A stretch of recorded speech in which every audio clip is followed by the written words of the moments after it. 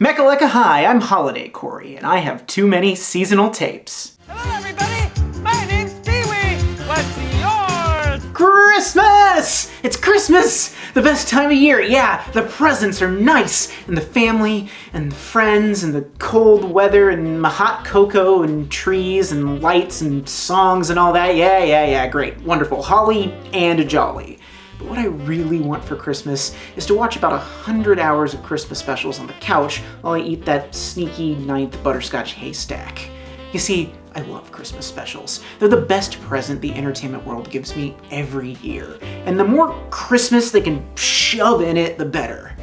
They have this paradoxical combination of nostalgia and timelessness. It's a way to time travel, in a sense. Christmas is kind of the same across the last 60 or so years of televised entertainment, and the media that surrounds it is malleable to a certain extent, but there's a common thread of cheer and tradition that ties them all together. You can hop to any point in broadcast history to find out just how far we've come and just how little we've changed. Most American and British TV shows feel this primal societal need to touch on this time of year in some way, spewing a constant snowstorm of holiday-themed ephemera into the culture.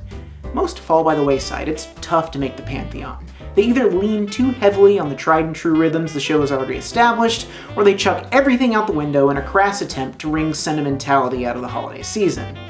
The best of them, though, the ones that are those chosen few, eternal, constantly rerun classics, manage a near impossible balancing act. They manage to fuse all of the things that make that particular show so appealing with resonant, thematically appropriate Christmas cheer. This one, though, never really made it into either bucket. It's been somewhat forgotten, partly due to its strangeness and partly due to its difficulty to buy and watch. Much like its creator, it deserved more attention, more love, more appreciation for its contribution to culture and comedy and, honestly, Christmas. On this, the 5th annual Too Many Tapes Christmas special, we celebrate a Christmas miracle that is the epitome of the power of holiday media to create these paradoxical, timeless time capsules. So come on in and pull yourself up a chair. Let the fun begin. It's time to let down your hair. Pee-wee's so excited because his friends have been invited to go wacky at the Pee-wee's Playhouse Christmas special. Merry Christmas, everyone!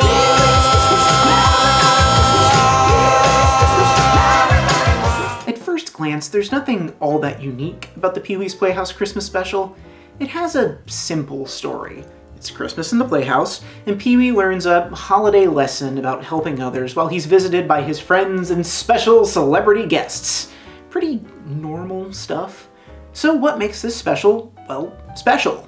It's how much they stuff inside of that simple container. It's not just a couple choice cameos, it's a dozen special guests. It's not just a few popular musicians coming to warble some carols, it's an opportunity for outsider artists and delightful alternative weirdos to make their mark on the Christmas canon.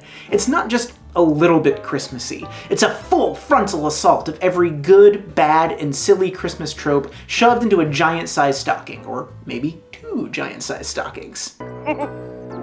Here's the left one. Most importantly, though, it's a testament to Paul Reubens and Pee-wee's Playhouse as a whole's ability to consistently and artfully generate campy, goofy, ironically sincere late 80s wonder. Holidays are all about tradition, and to start talking about what makes something succeed or fail on Too Many Tapes, we have to talk about the puppets first. So that's what we're gonna do. The puppets are the best puppets. Incredible puppets, sweet lifeblood, finally some good puppets. They're the gold standard of kid show puppets if we're not including anything designed by the Henson Company. They're diverse, they're friendly without menace, and intentionally weird in a way that's lovable, not eerie.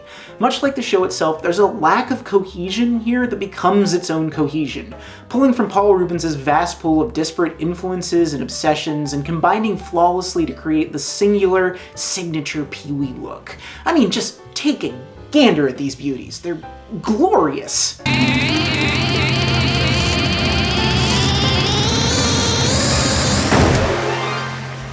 Envelope. Gotcha! Thanks, Jerry. Where would I be without you? On the floor. Hi, everybody. Pee-wee's not here right now. Merry Christmas! I brought you a present. What is it? Pee-wee! The king of cartoons is coming! thing as Santa Claus. Yes, there is too, a Santa Claus. No, there ain't. Yes, so. There's not. Yes, so. There's not. Pee-wee, Randy says there is no Santa Claus. Randy, please stop teasing Terry! Hey, Pee-wee, do you know what time it is? Christmas time! That's right. I don't pick favorites, but if I had to, it'd be the fish. I love the fish. Or maybe the band of beatnik cool cats. It's impossible to choose. Conky? I should stop. I'm just gonna start listing all the puppets at this point. But those guys are there every week. Boring, not Christmassy. What would a Christmas special be without enormous celebrity guest stars? Well, Pee-wee's got you covered. And then some. And then some more, and then a few more when you're not looking. This thing is comically overstuffed with some of the kitschiest, most delightful guests available, featured here in a ridiculously long roll call. And my special guest stars! Frankie Avalon, Charo, the Del Rubio triplets, Annette Funicello, Whoopi Goldberg! And it goes on from there, like for a while. Like long enough that if I played it at full speed, I'd get a copyright strike. Let's try that again, maybe faster. And my special guest stars! Frankie Avalon, Charo, Del Rubio triplets, Annette Funicello, Whoopi Goldberg, Matthew Johnson, Brady Jones, Katie Lang, Neil Richard, John Rivers, Dennis Shaw, and Patricia Shaw. We get it. It's funny that there are this many stars and star-adjacent people here. It's a great bit. But it's gobsmacking too, because they actually show up. There isn't a single boring walk-on in this thing, other than maybe Oprah, and she's Oprah. It really shows the cultural cachet of Paul Reubens in the late 80s. He was at the height of his power and influence. Even more impressive, though, is that everybody seems game. Nobody's phoning it in, except, well, for Pee-wee, when Dinah Shore calls into the 30 Years Too Early Zoom room to do a multi-hour rendition of the 12 Days of Christmas. On the seventh day of Christmas, my true love sent to me 7 swans a swimming. Everybody who came to the Playhouse came to play. Everybody understood the assignment. Of the densely packed guest list, the real standouts here are Little Richard, who's having some trouble ice skating, Cher, who gets the honor of introducing the secret word, and Beach Party movie idols Annette Funicello and Frankie Avalon, who get the most to do, seeing as they're trapped inside the Playhouse making Pee-wee's homemade Christmas cards. Their performances feel especially bizarre and dialed into the Pee-wee wavelength here, and it wouldn't surprise me if a few of these moments directly influenced our generation's multi-headed Pee-wee Hermans, Tim Heidecker and Eric Wareheim. I hope you remember to wash that toothbrush before you brush your teeth, though.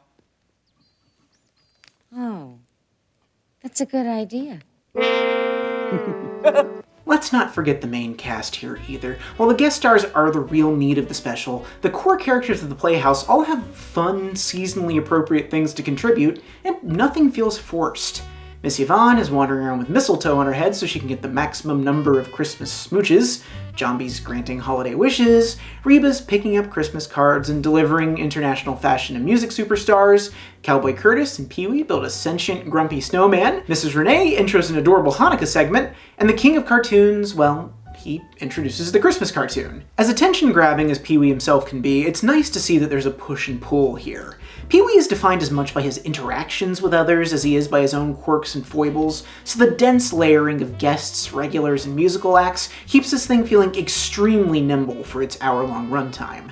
It's always fascinating going through the tapes I watch from this era that were obviously inspired by Pee-wee's Playhouse, but learned absolutely none of the lessons from it. Adding to this delightfully overstuffed third slice of pie feeling is the near-endless procession of varied, inventive musical performances. And most of them hit. Sorry, Charo, nobody can make Feliz Navidad a good song, no matter how charming. It's like there's, by God, variety in this variety show. There are so many performances here that you don't even notice that both Cher and Little Richard managed to get through full guest segments without singing.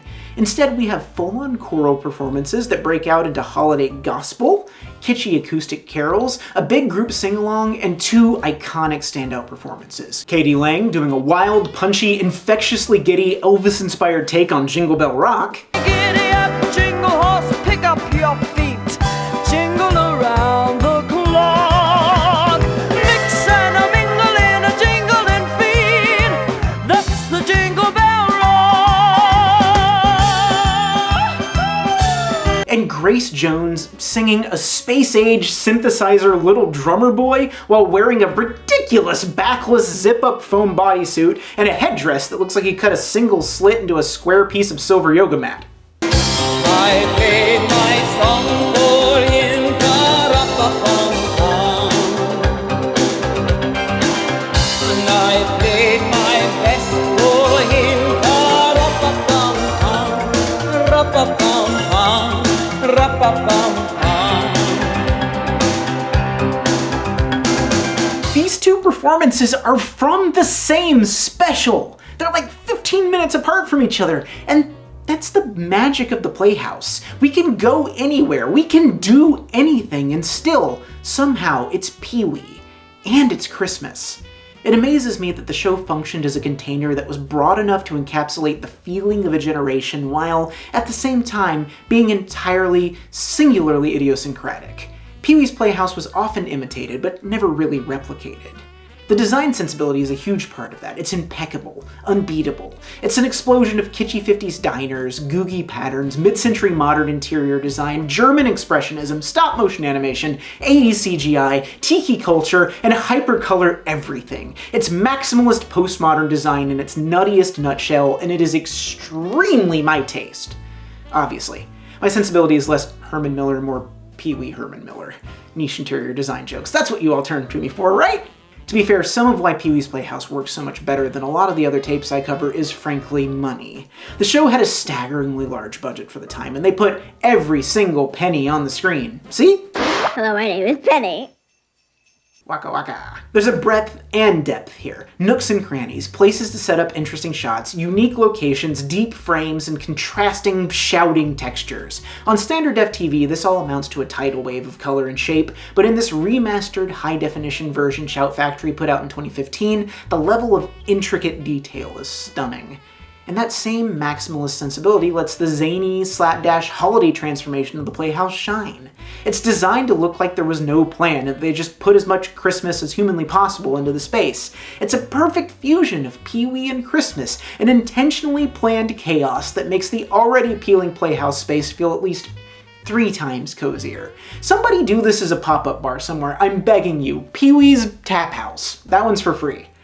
This ethos also drives the storytelling of Pee-wee as well. It feels like the thinking went, if we have an hour to play with, we're not just gonna do a couple of Christmas bits. We're gonna try to shoehorn in every ironic, winking, overbearing, overplayed piece of Christmas iconography we can think of, and then put it all next to every cloying, saccharine, genuine emotion that Christmas is so good at bringing out. That jaded Gen X irony juxtaposed with pure, uncut, aw-shucks wholesomeness somehow combines to create something transgressively joyful, and every silly, hacky moment in this special reinforces this radical cheer. Everything has a purpose. Here are just a few moments I adore that manage to navigate that tone pretty well. The running fruitcake gag is simultaneously hackneyed, ironic, and hilarious, but it pays off in a bizarre fantasy finale that can only make sense in Pee-wee's world. No gag is wasted. Jambi gets really offended at Pee-wee when he asks for an extra wish, and then realizes it's Christmas and that he's totally willing to give out an extra wish on Christmas. That's just... Look, I don't love explaining a joke. It guts comedy, I get it. But the way they ratchet the tension of the disagreement and escalate the anger to the breaking point only for the misunderstanding to be instantaneously resolved and the tone to go back to the chipper and cheerful is just... Oh, it scratches an itch in my brain. An extra wish? You want an extra wish? What do you think this is? Christmas? Yeah. Oh, okay. That played-out Max Fleischer cartoon with the inventor making toys for orphans that somehow wound up on every single cheap VHS cartoon compilation in the 90s serves as a fun, antiquated companion to the kitchen sink handmade Christmas extravaganza that is the Playhouse. The silly joy of frolicking in the snow is subverted with detailed instructions on how to fool your friends and fill your home with coconut shavings. The delightfully tongue-in-cheek obligatory Hanukkah segment leads into an even more sincere stop-motion interlude with a dinosaur family playing with a dreidel, which is just nice. I like it. No other commentary there really, it's just cute and sweet.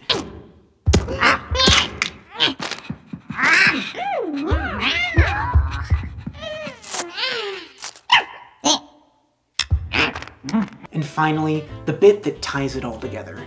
Pee-wee starts the special by finishing his encyclopedic Christmas list, and that list leads to the eventual emotional climax. He asks for too many presents, and Santa isn't able to have any for the rest of the children, so Pee-wee, extremely reluctantly, gives them all up.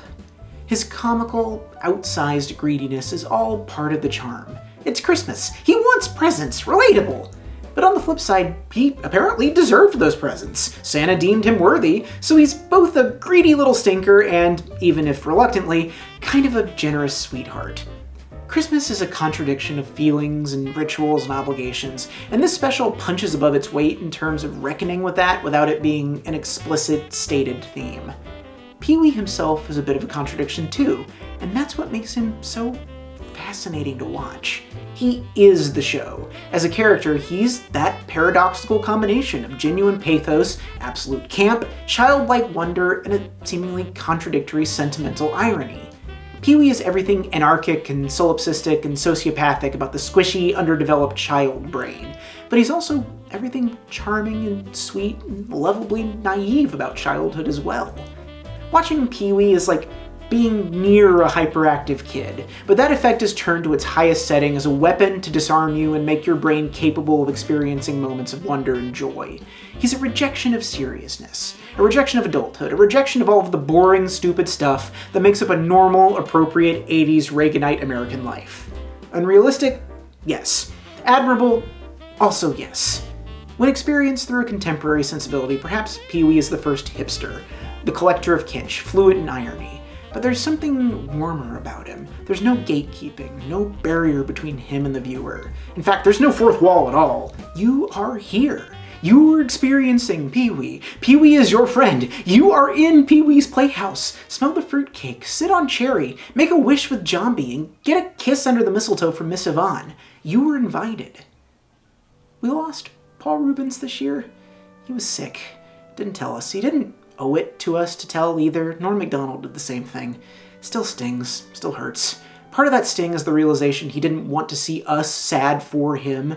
The other part is selfish, the desire to let somebody know they're important to us while they're still around that got snatched away by a reasonable desire for privacy. And if I had the chance to tell him, I would have. I think we all would have.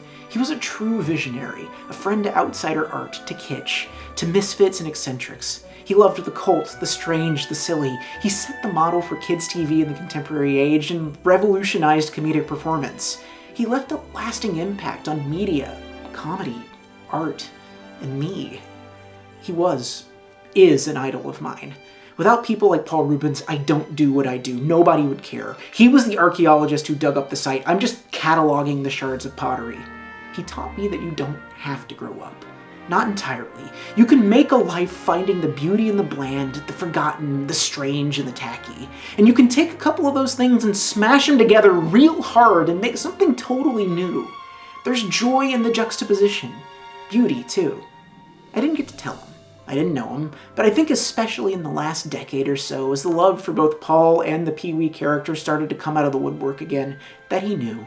Knew he was loved, knew he was appreciated, important, and had a place in the legacy of art and comedy. Christmas is always a mix of a little bit of joy and a little bit of reflection, and we've reflected enough at this point, I think. So go forth and be merry. Drink some hot cocoa, make out under the mistletoe, make a snow angel. And if you don't have any snow at your house, just use 20 pounds of coconut shavings. Thank you all for watching Too Many Tapes. Please like this video, subscribe to my channel, and hit the bell icon to get updates for when I upload videos. This month, all of my Patreon earnings are going towards sponsoring a kid in need this Christmas through one of my local charities. So thank you to my patrons for helping to make somebody's life a little bit brighter this holiday season. If you donate $50 or more a month, you get your name enormous in the credits! And this month, you're getting a Christmas movie recommendation. For Cammie, I'm going with a classic. Well, a classic in my mind. It's Season 2, Episode 11 of the show Community, entitled Abed's Uncontrollable Christmas. It's become a staple in my house over the years, and it's filled with really impressive low-budget stop-motion animation and has a genuinely touching, hilarious, and seasonally introspective story that puts me in the pensively festive mood around this time of year. For Natto Kitsch, I'm recommending Netflix's 2019 Christmas film Klaus. It combines traditional hand-drawn animation and 3D environments in a way that's really unique, and it has an emotionally powerful story as well. It was the first Netflix animated movie to get an Oscar nomination, and it should have won over the abysmally mediocre Toy Story 4. For $10 or more a month, you get an extra wish from Jambi the Genie, except I already used that wish and it was for you to get your name in the credits pretty big, so I hope you like it. And for $5 a month, you just said the secret word! And you get early access to my videos. Thank you all again for watching, happy holidays, and I'll see you in 2024 on Too Many Tapes.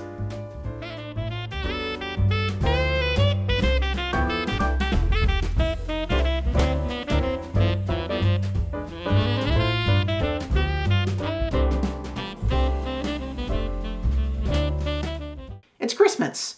It's Christmas. Christmas? It's Christmas. Merry Crisis. Happy Chrysler.